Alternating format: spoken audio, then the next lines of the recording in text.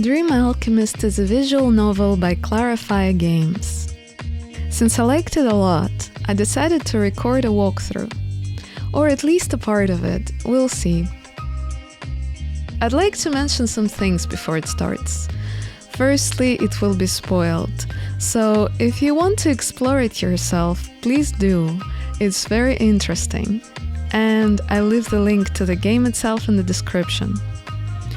Also, while editing, I altered a few lines to my liking, and sometimes I just found it hard to pronounce. Plus, I replaced the music in the last scene. The original track was somehow rushing me. Okay, the disclaimer is over, and the story begins. The room, when it comes into focus, is homely, a small pub by the looks of it.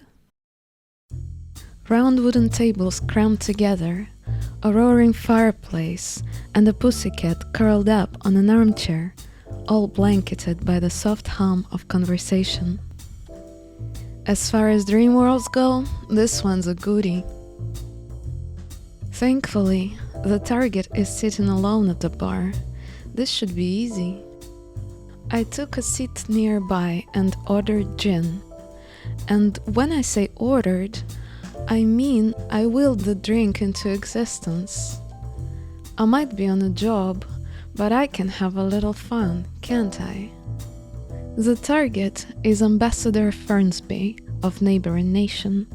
Relations between our countries have been strained for a few years now. It's my job to discover exactly why he's in my country. Is he friend or foe? The surfaces in the pub are a vivid shade of fuchsia, too bright to be a real establishment. The people around us are blurry and featureless, a telltale sign that this is a dream. I watched him out the corner of my eye as I drank. Something felt slightly off about him, but I couldn't quite put my finger on what. The man blinked through watery eyes, taking me in. If he recognized me from the waking world, he didn't mention it. Drink up, sweetheart. While I'd prefer not to be called sweetheart by strangers, I'd rather not risk blowing my cover. I've met you before. What's your name again?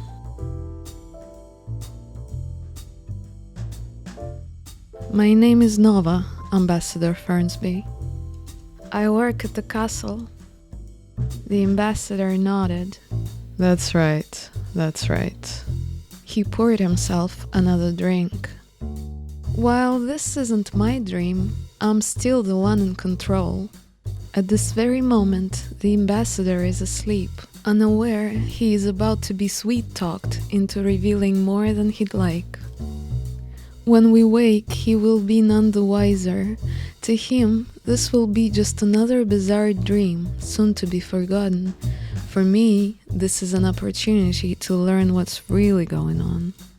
Anyway, it's time to get the show on the road. You know what I am, don't you, Ambassador? A lovely, young lady. A trader of secrets. I can make anything in the world come true for you, right here, right now. All you have to do is sell me a secret in exchange. A secret? Shh. He slapped a hand across his mouth and nearly toppled off his stool, knocking over a half pint of ale in the process. There was no danger of being overheard. The other people in this bar aren't real, but he doesn't know that. What kind of secret? First, tell me what you want. Anything in the world. I know what I want. I want to know about the plant, an unflowered bud gifted to my employer, the Queen, as a peace offering from a neighboring empire. An empire that we've been at war with until quite recently. Anything. Sure, if I were a genie and you could wish for anything, what would it be? I want a wife, a cottage, with petunias in a window box, and a dog, a big, slobbery, energetic mutt. He continued to rattle off the list of things to make his ideal life complete. It was all very wholesome, really, and I realized I kind of liked this man. Would you be surprised if I told you that many men list sexual favors or money when I tell them I can make their dreams come true? Threesomes and piles of gold are the boringly standard choices. But this wish is very sweet, and I'm more than happy to arrange it. I still need information to take back to the waking world with me. Really? You can wish for anything, and you want a cottage. Not to say there's anything wrong with that wish, I'm just surprised. Tell me about the flower, and it's all yours. The flower? Yes, the one you brought from Kaedoe. A gift for the king and queen of Sophie. Well, I'm not supposed to. Damn. Come with me. Your new home is just down the road. It is? Sure, had you forgotten? No, of course not. And because I'd said that, his house was just down the road. Damn, I'm good. There it is. It's beautiful. Clearly intoxicated, he wiped away a tear. But you can't go in yet. You haven't told me a secret. You said you would tell me about the flower. No, I didn't. The man was suddenly nervous, scuffing his feet and avoiding my eye. This might be tougher than I expected. I mentally snapped my fingers and willed the dream to change. Gone was the little cottage on the hill. Instead, we were in a small, dark room not much bigger than a closet. The ambassador, although I seriously doubted he was the Caedonian ambassador, had lost his balance as our surroundings changed. I pushed him back into the chair and leather straps slithered around his wrists. A kerosene lamp materialized in my hand, and I swung it into his face. The ambassador, his eyes watering, turned away from the bright light. A tattoo of the letter L stood out on his neck. You don't want to play nice. Fine. I don't want to either. Tell me about the flower. Please, don't do this. If the flower is dangerous, then I need to know. What if people get hurt, Ambassador? The man shook his head. Tell me. I can't. They'll... I'll protect you, but you have to help me. I hated lying. If he was a terrorist, then I could do little to protect him from the law of our land. But saving lives was priority now. Right, the flower. I don't know much really. What I do know is that it only flowers at midnight on the longest night of the year. Which is 2 days from now, correct? Yes. Only don't get too close to it when it opens. I watched a drip of sweat run down his forehead and into his eye. Why? I really can't say. Yes, you can.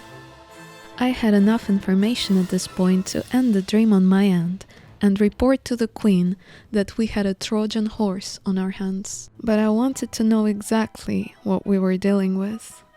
Don't tell anyone I told you this. I mean it. The flower is called Noxantia. It releases noxious gas that suffocates everyone in its range. How much range? I don't know. It's everything I know about it. You're not the ambassador of Caedoe. I'm nobody, I swear. Who sent you to the castle of Sovi? I don't know. Okay. Who told you about what the flower does? Who gave it to you? The man in the cloak visited my master. I wasn't privy to the conversation. I was only told the purpose of the flower, so I'd know not to dally. Sigh. There's no point punishing him in the dream world. There'd be plenty of punishment tomorrow when he wakes. And I suspect for some time to come.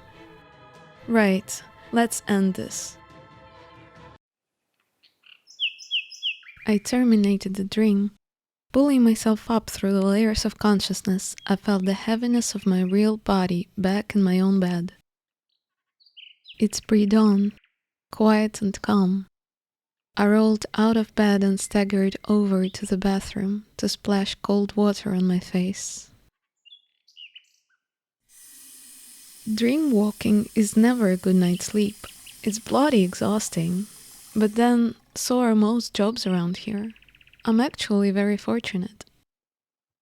My real job title is Dream Alchemist, and I wasn't exaggerating when I said I was employed by the Queen of Sophie herself.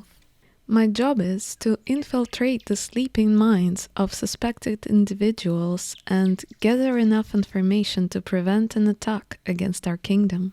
The gold hair? That's a telltale sign of a dream alchemist. And we are born, not made. And without sounding like I'm bragging, we are very rare. I've never met another one, and I've been searching my whole life. Walking the dream world of another soul is pretty easy once you know how. I just cut a single strand of my gold hair and steep it in a pot, just like tea. Then, right before I sleep, I drink it, but I remove the hair once the gold seeps out. Because ew, nobody likes to cough up furballs. Anybody who possesses even a single gold hair from an alchemist can dreamwalk. Our hair is more valuable than actual gold. For that reason, I have to be very careful when I leave the trusted community of the castle and head into a surrounding city. It would be dangerous if people knew that I'm carrying a head full of hair worth more than they'd make in a lifetime. Luckily, the queen pays me more than enough, so I get to keep my gold strands on my head. My life within the confines of the castle is pleasant enough. I have enough work to keep me busy, and Queen Kiva is like a mother to me. She gave me refuge, education, and a purpose in life. Was I right, Daryl? Theodore stopped me on the way to the dining rooms. He and I have a running bet to see who can guess the desires of my usually deserving victims. Nah, dead wrong. He wanted a sweet little cottage with a garden, a loving wife, and an even more loving dog. Damn, I'd never guessed the guy was such a straight arrow. What would you have wished for? Theo chuckled. You don't want to know. Then I think I already do know. Theo fell into step beside me, and we strode down the airy hallways of the castle. A slender grey cat darted between my feet. Bugger. Are you sure he wasn't a masochist on the side? Definitely not. But he is helpless. He's exploited by someone way more powerful than him. What if he was just playing you, throwing you off the trail with the good boy routine? No, you've never dreamwalked. In the dream, the person can only be who they truly are. This is an interesting idea, but I don't think it's true. In the real world, I see a lot of dreams. And in a dream, I think you're very consumed with the emotion of the circumstances that you're in. I feel like lots of dreams are about running from someone, or being scared, or extreme desperation. When you wake up and feel relieved that it's not your reality. Or the dreams that are euphoric, the ones you would like to have more of, but you can't unless you learn how to lucid dream. Well, come to think about it, there are lots of types of dreams. The weirdest thing about dreams, I think, is how you can be absolutely convinced that the person you're dealing with in the dream is someone you know, yet they look nothing like that person in real life. Or you think that the house you're in is your childhood home and you've never ever seen this place in your life. I think in a dream you are what you feel. Your memories and your consciousness is dictated by how you feel. But it makes me think, it makes me wonder. So what I'm thinking is, you definitely cannot access actual facts. You wouldn't be able to uncover secrets from your dreams, but in this story the main character is infiltrating the dream. So it makes it more believable overall, the whole access to the factual information. Still, this whole process more likely would look something like that. Nova enters the dream of the ambassador. It starts in the middle of the surreal, nonsensical scene, very intense, action movie-like.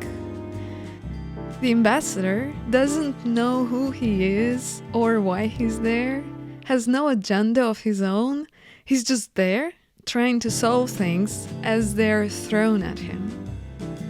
And Nova then would have to enter the scene and manipulate it in a way that the ambassador gains enough consciousness to remember the information she needs, but not enough to wake up. And I don't think that sharing would be a problem. I think that the problem would be to make sure that it's an actual memory and not something that unconscious mind generated. Okay, back to the story. Did you find anything else? Is the flower just a flower? I sighed. Technically, I wasn't allowed to share information I learned from dreamwalking with anyone other than the royal family and their inner circle. But I always told Theo. He and I had been living in the castle together since our early teens. His family are so wealthy, I don't think even he knows exactly how much gold they have. Too much to count, he tells the girls of the castle. He comes from the family of bankers. His father is the financial advisor and his mother the cultural advisor to the royal family. Theo himself has no actual role at the castle. We studied alongside each other growing up, tutored in rooms far too extravagant for schooling. I fell heavily into a dining chair. How graceful. Oh, shut up. You know I'm tired. If you're not gonna tell me about the flower, I'm just gonna assume it's extremely dangerous. It is, or it will be tomorrow night. It's noxious when it flowers. I wonder if it actually came from the Empress of Kaidoa directly.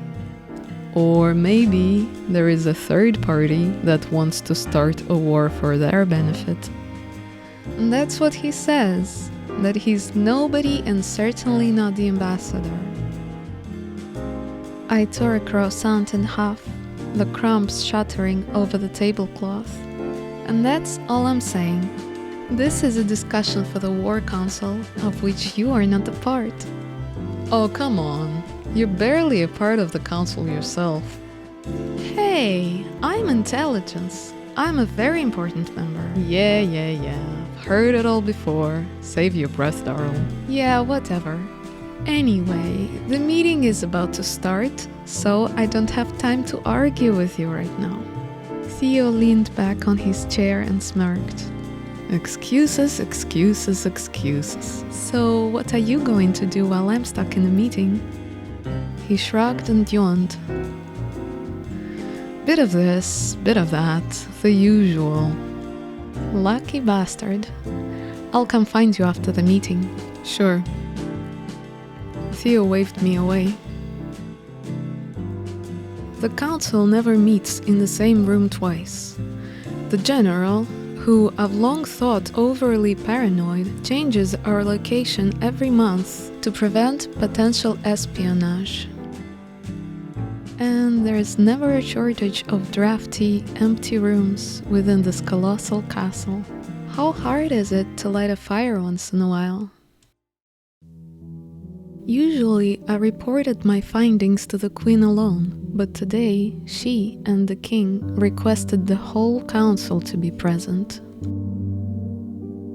This time, the council meeting was held in an unused room tucked away in a dusty corner of the castle. Ornate beams framed the room, several chairs were scattered around. Everyone was already here. I must be the last. Seated in the largest chairs were King Eric and Queen Kiva. For as long as I've lived at the castle, the queen has cared for me like a mother. The fact that she's royalty and I'm not has never changed that. Of late, the king has disapproved of that relationship. To the king's other side sat Theo's father, Vincent Ambrose, whom Theo mockingly calls Daddy Vinny. I tried to wipe the smirk off my face before it was noticed. Also present were General Acker, Nurse Airy, and Captain of the Guard Astrid Fitzpatrick, along with a couple more faces I was unfamiliar with, assistants and scribes, I assumed. A grey cat sat alert on a chair. I knew this cat. I named him Dusty. I often petted him around the castle, but I never worked out who he belonged to. After a few minutes of fluffing around while everyone greeted and got settled, Queen Kiva asked me to relay what I'd seen during the dream. Nobody was surprised to learn that the flower was a threat, an assassination attempt. The suspicion was the reason why I was sent to investigate in the first place. However, as soon as I relayed the dream, voices erupted trying to be heard over each other. He said he's not a Caedonian ambassador. Are you sure? Yeah, that's what he... Well, he would say that, wouldn't he? He wouldn't want us to know that this was a direct attack by the Empress. What if it wasn't? Who else could Fernsby work for? We don't know who he is, the king scoffed. That much is obvious, Nova. Who sent him here? I don't know. Why on earth not? Well, I thought that the most important thing was to find out if we're all about to die, which we are. So, you're welcome? The king hissed through clenched teeth. What do you want? Gratitude? Yeah, that would be a great start. Nova, these results are extremely disappointing and well below my expectations of you. If you can't even interrogate a single man while inside a man's bloody mind, what good is your ability? Enough. I don't want to hear it. Return to the dream tonight. If you don't get us sufficient information, don't interrupt me, Kiva. I will reconsider your position here in the castle. The room felt quiet and we all avoided eye contact. I cringed inwardly. How could he humiliate me in front of all these people? I caught the eye of the queen. She smiled softly in return. We can just torture the information out of him. I've had him transferred to the castle prison for this exact purpose. Only there's a problem. We haven't been able to wake him from his slumber. What do you mean? They always wake up after. Not this time. We have done everything under the sun to rouse him. The man is medically comatose. Was there anything unusual about the dream walk last night? I glanced around, seeking out the person who spoke. Everyone looked at the cat. Surely not. Nova, we have a lot to get through today. So please, was there anything out of place in the dream last night? It knows my name. His voice was a rumbly purr, a strange howl of human words being spoken through the vocal cords of a feline. No, it all seemed normal. I don't understand. Why is the cat talking? You're not the only one with the powers around here. The general cleared his throat. So what now? Can we send her in while he's comatose? They all looked at the cat again. I don't see why not. What was your tactic last night, Nova? I offered wish fulfillment in exchange for information, and then played a game of good cop, bad cop when he refused. The general snorted. There are easier ways of getting information out of criminals. No, bargaining is always a good idea. If she tortured him last night, she might have difficulty getting into his mind again so soon. The cat turned his bright eyes on me. Nova, you'll need to keep your eyes peeled for anything or anyone out of place. I suspect that there's another dream alchemist in there, keeping him in a state of suspended hibernation. You will likely need to deal with them. In the meantime, General, prepare the troops. We should be prepared for war at a moment's notice. Dismissed. Everyone began to rise from their seats, all except the cat, who watched me with curious blue eyes. Wait, war? We've only just found peace. We're not about to enter into another war. The king shot me a warning glance. Nova, don't panic. It's only a precaution at this point. Will you walk with me? I hesitated before nodding. What did a talking cat want with me?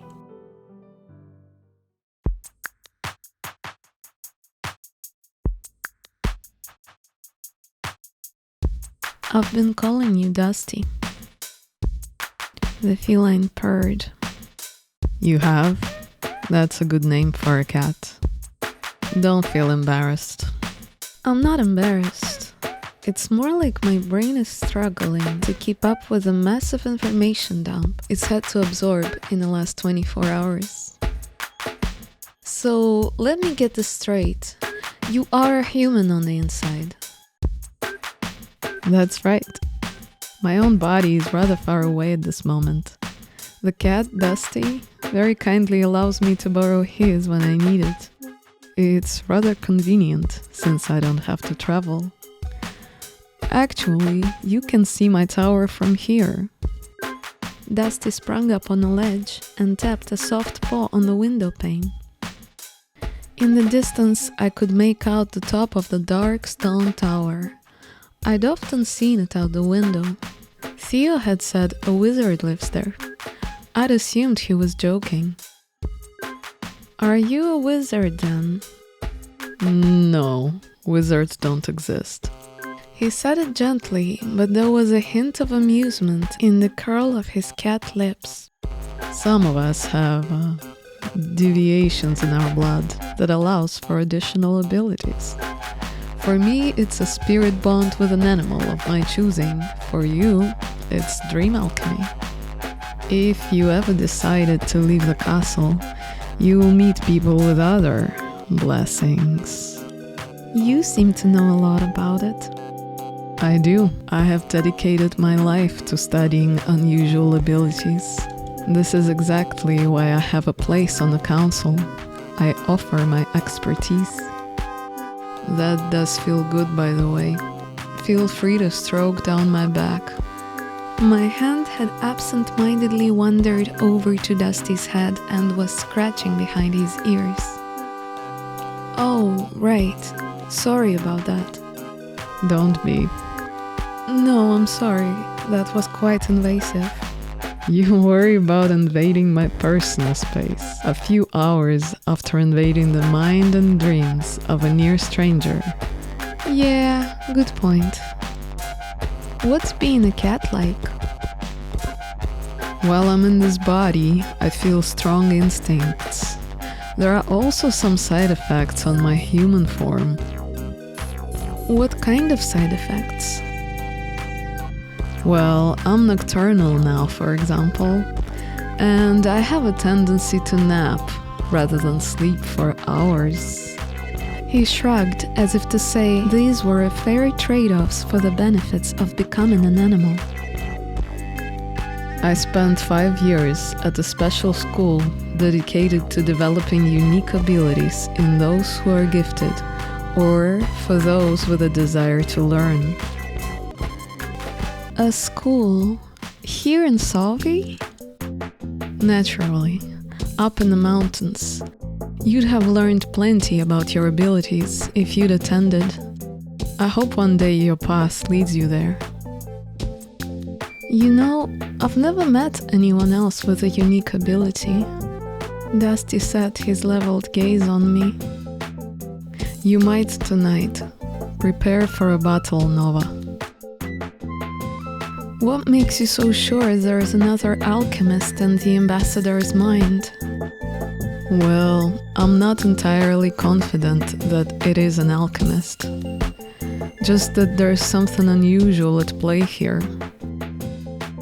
Okay, well, thanks for your help. I really appreciate it, Dusty. Dusty purred. Call me Alasdair. And I've thoroughly enjoyed your company this morning. If you ever need my help, I'm here for you.